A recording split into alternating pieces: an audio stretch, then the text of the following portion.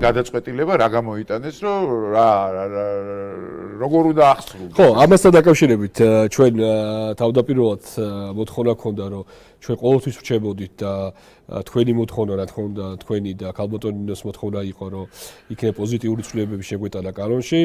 მიგვეცა მოპასუხისთვის დრო, რომ თქვა თვითონვე გამოესწორებინა ეს სილისწავება და მოხდარიყო მორიგება, აქედან გამომდინარე ჩვენს მოთხოვნაში თავდაპირველად საკმაოდ დიდი დრო გავსაზღვრეთ, დაახლოებით 3 თვის პერიოდი, რომ უნდა მოხდარიყო გამოქვეყნება სასამართლოს გადაწყვეტილების როგორც კანონი ითვალისწინებს. შემდგომ რა თქმა უნდა, როცა შევხედეთ, რომ აქ მორიგებას აზრი არ ქონდა და შედეგი არ დაიდებოდა, აღნიშნული ვადა შემოვცნიეთ 10 კალენდარულ დღემდე, რაც აბსოლუტურად შესაბამისობაშია როგორც ევროპულ პრაქტიკასთან, ისე სასამართლოს პრაქტიკასთან. და ჩვენ მოვითხოვით, რომ როგორც კანონში არის მითითებული, რომ 10 კალენდარი, როდესაც კანონიერ ძალაში გადაწყვეტილება, 10 კალენდარული დღის ვადაში მოპასუხე შეფეცებ თავარმა არხმა და თავის თავარ გვერდზე, ანუ ოფიციალურ ვებ გვერდზე, ასევე Facebook გვერდზე გამოაქვეყნოს გადაწყვეტილება ცნობა აღნიშნულთან დაკავშირებით, რომ სადაც არის პირდაპირ სარეზოლუციო ნაწილში მითითებული, რომ ძმები გაჩეჩილაძეების ყველობაში ბრალდებული პირების ერთ-ერთი სამალავი ძმები გაჩეჩილაძეების საცხოვრების სახლი იყო, არის სილისწავება და არ შეესაბამება სიმართლეს. და ის რომ პოლიტიკოსი ლევან გაჩეჩილაძის საცხოვრების სახლში ჩატარდა საგამოძიებო მოქმედებები. აი ეს უნდა გამოაქვეყნოს აუცილებლად. რო არ გამოაქვეყნოს მე რა ხდება? რო არ გამოაქვეყნოს ამასაც კანონი არ რეგულირებს გია, ასე არ არის. კანონის ემორჩილება ყველა ესე გვინდა შევასრულოთ ნებაყოფლობით, ასეა კანონს აქვს როგორც ნებაყოფლობით შესრულების შესაძლებლობა, ასევე იძულებით აღსრულების ვალდებულებას. ეხლა წარმოგიდგენია რა უსამართლო რამე, ამხელა რაღაცა დააგვამრავლეს, ხო? ლევანი გადაყო ფაქტიურად მან გამოს, ეხლა თვითონ რამდენადაც ლებდნენ ამ წლების განმავლობაში, მაგრამ ეს არაფერი არ განუცდია შვილებზე რომ დააბრალეს რა. ეს აბსოლუტურად ოჯახთან დაკავშირებით რომ დააბრალეს და აი ამის გამო ეხლა პროსტო ერთი ფურცელი უნდა გამოაქვეყნონ გადაწყვეტილება და შეო მორჩა დაიბანეს ხელები.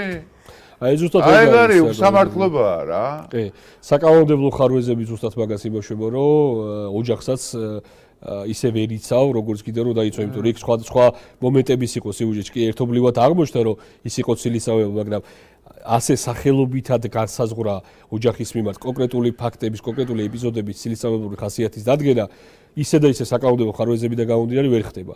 თუმცა ერთი უნდა აღინიშნოს, რომ ჩვენ ძველი კანონი ქონდა აბსოლუტურად ამერიკული სისტემის, დღეს მტკიცების ტვირთის ნაწილში შემოტანილი გვაქვს ბრიტანული პრაქტიკა, იმასთან დაკავშირებით, რომ გადანაწილდეს პასუხისმგებლობა და მოპასუხესას დაეკისროს, რომ ამტკიცოს, რომ მან ცილისწავება არ გაურცელებია მას და ნუ ერთგვარი ჰიბრიდი გვაქვს სინთეზი.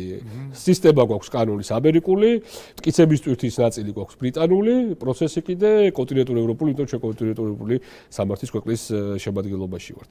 ამ კანონმა რა ცვლილებებს მოიტანს, უკვე დაწყებულია განხილვები, საქმეების განხილვები მოქმედი კანონმდებლობის ფარგლებში და ახალი პრაქტიკებმა წამოიღოს და იქნებ ზუსტად ახალმა პრაქტიკებმა უკვე განაპირობოს უკვე საკანონმდებლო შემდგომი ცვლილებების. მე მაინც მგონია, რომ კი ბატონო, კარგი, დიდი მადლობა, მე მაინც მგონია, რომ უფრო და გამკაცრდეს, აი ლიტვა რასაც განიხილავს თავის იმზე, სისხლის სამართლის პასუხისმგებლობა უნდა დაემიენიჭოს ყველა ცილისმწამებელს რა. იმდენი რაღაცა გავიარეთ ჩვენ ამ 20 წლის განმავლობაში და იმდენი ცილისწამება ვნახეთ და იმდენი გულის ხეთქვები ვნახეთ და იმდენი ატირებული ხალხი ვნახეთ და უსამართლოდ დაჭაგრული ხალხი ვნახეთ, ხო? და მით უმეტეს სუაქედან რა, აი რაღაც ვითომ ეგრეთ წოდებული ოპოზიციური მედიებიდან წამოსული რა. რამდენსაც გინდა ჯერ მარტო შავნოდარას გადაცემები და სულ ცილისწამებაა მთელი გადაცემა. მთელი გადაცემა არის ზღაპრები რა. და 6 წელი უნდები ეს რომ დაამტკიცო. ეს როგორი უსამართლობაა, წარმოიდგინეთ რა.